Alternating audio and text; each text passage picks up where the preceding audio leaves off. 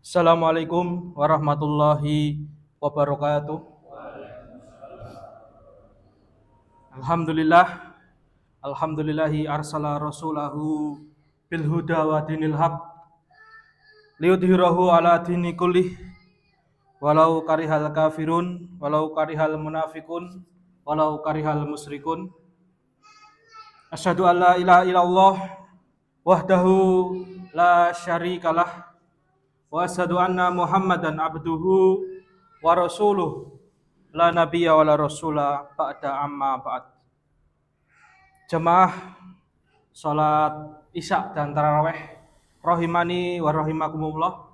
Alhamdulillah pada kesempatan kali ini kita masih diberi nikmat yang begitu besar, nikmat bisa menjalankan serangkaian ibadah, baik ibadah wajib maupun ibadah sunnah yang ada di bulan Ramadan ini. Kemudian tak lupa salawat dan salam kita haturkan kepada junjungan kita Rasulullah Muhammad sallallahu alaihi wasallam, yang mana beliau adalah uswatun hasanah kita, contoh teladan terbaik, khairun nas, sebaik-baik manusia yang tentunya harus kita jadikan sebagai panutan dalam setiap keseharian dan kehidupan kita bersama. Alhamdulillah, jamaah salat Isya dan tarawih rahimakumullah. Tentu akhir-akhir ini kita melihat di sosial media bahwasanya ada beberapa ormas yang sweeping di warung-warung ketika siang hari pada bulan Ramadan. Ketika kita telusuri, kita sejenak perhatikan bersama, ternyata amar ma'ruf nahi mungkar itu tidaklah mudah, dan tentunya kita sebagai orang yang diwajibkan untuk amar ma'ruf nahi mungkar tentunya harus berlandaskan dengan ilmu, tidak asal menegur ataupun tidak asal memaki-maki dan seterusnya, tetapi harus berlandaskan dengan ilmu. Meskipun dalam suatu hadis dikatakan, jika kau melihat kemungkaran maka rubahlah dengan tanganmu, jika tidak bisa maka dengan ucapan, jika tidak bisa maka dengan doa, dan itu adalah selemah-lemahnya iman. Ada beberapa ulama yang menafsirkan atau menjelaskan bahwasanya tangan yang dimaksud di sini bukan langsung tangan terus dipukul gitu ya, bukan. Dalam artian bisa juga diartikan sebagai kekuatan ataupun jabatan, kekuasaan, ataupun ketika ada ormas, ketika ada tokoh masyarakat yang memang itu dipanuti, dijadikan panutan di sebuah daerah, itu termasuk dalam biyadihi atau dengan kekuatannya. Tetapi jika kita telusuri lebih lanjut, maka Allah Subhanahu wa taala juga berfirman di dalam Al-Qur'an, A'udzubillahi minasyaitonirrajim, bismillahirrahmanirrahim, Ud'u ila sabiri rabbika bil hikmati wa mau'izatil hasanati wajadilhum billati hiya ahsan. Maka dari sini juga kita bisa tarik kesimpulan bahwasanya ketika kita ingin mendakwahi, ingin mengingatkan, maka kita harus mempunyai kaidah-kaidah penuh hikmah. Nah, hikmah di sini bisa berarti banyak hal. Salah satunya adalah adil, bijaksana, ataupun benar-benar memahami objek yang kita dakwahi atau objek yang kita ingatkan.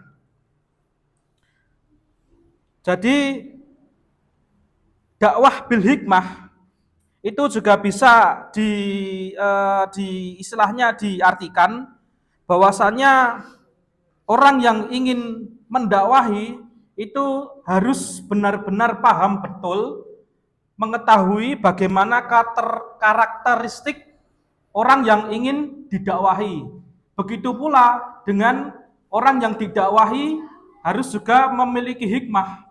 Tetapi kalau kita biasanya itu hanya masih dalam tahapan billati hiya ahsan, belum sampai hikmah. Kenapa? Karena saya beberapa waktu lalu pernah mengobrol dengan Ustadz Fauzan mengenai konsep hikmah ini.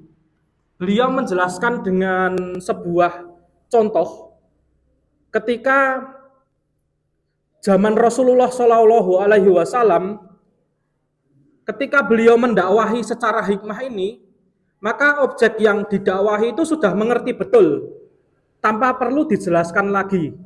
Sebagaimana contoh ketika Rasulullah mendakwahi Abu Bakar langsung percaya, tanpa perlu bertanya banyak hal, tanpa perlu mempertanyakan lagi, Abu Bakar langsung percaya dengan apa yang Rasulullah sampaikan. Sebagai analogi bahwasanya ketika kita menjelaskan, mendakwai atau ketika menjelaskan ini adalah mangga, maka ketika orang yang kita jelaskan itu sudah mempunyai hikmah, maka dia sudah tahu bagaimana cara memakannya, bagaimana cara mengupasnya, kemudian harus diapakan mangga tersebut. Maka tidak perlu kita jelaskan, orang yang memiliki hikmah tersebut sudah mengetahui bahwasanya mangga itu ya mangga, bagaimana cara merawatnya, bagaimana cara memperlakukan mangga itu seperti itu. Kemudian untuk billati hiya ahsan ini dianalogikan atau dicontohkan seperti ketika kita memberitahu orang, ini loh mangga. Nah, ternyata orang tersebut tidak tahu apa itu mangga. Jadi kita harus menjelaskan secara detail, oh mangga itu seperti ini, begini cara mengupasnya, begini cara makannya, pelan-pelan.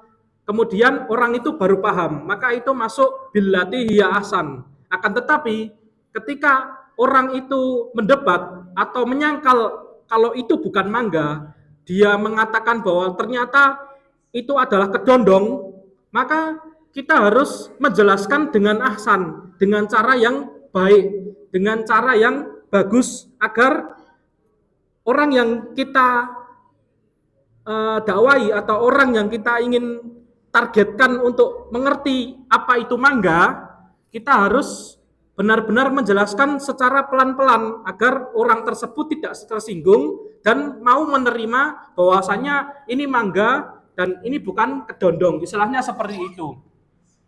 Kemudian untuk hikmah sendiri ada pandangan dari beberapa ulama. Dari Imam Qurtubi menjelaskan bahwa hikmah adalah perkataan yang benar dan tepat sasaran, disampaikan dengan cara yang lembut dan bijaksana. Menurutnya, hikmah untuk seseorang untuk memahami kondisi yang diajak bicara atau mat'u. Kemudian Imam Asy-Syaukani dalam tafsir Fathul Qadir menambahkan bahwa hikmah juga mencakup kebijaksanaan dalam memilih metode dakwah sehingga dapat menyentuh hati orang yang mendengarkannya.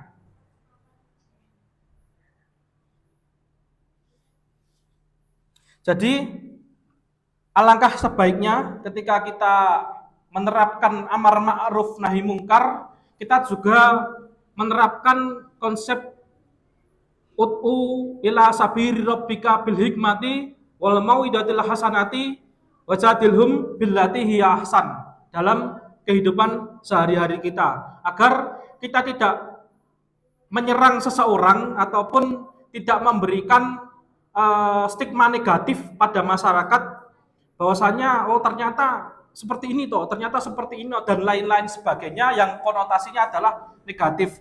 Maka dari itu mari bersama-sama kita menjalankan apa yang telah Allah Subhanahu wa taala firmankan dan telah Rasulullah sallallahu alaihi wasallam kutipkan dalam hadis-hadis beliau. Untuk itu mari semoga apa yang saya sampaikan bisa bermanfaat bagi kita bersama. Bila ada salah kata dan kalimat, maka itu datangnya dari saya pribadi, dan jika ada kebenaran maka datangnya dari Allah Subhanahu wa taala. Mari kita tutup bersama dengan doa kafaratul majelis. Subhanakallahumma wa bihamdika asyhadu an la ilaha illa anta astaghfiruka wa atubu ilaih. Hada minni aqulu qouli hada fastaghfirullah li wa lakum wa lisairil muslimina min kulli dzambin. Nasrun minallah wa fathun qarib wa basyiril muslimin.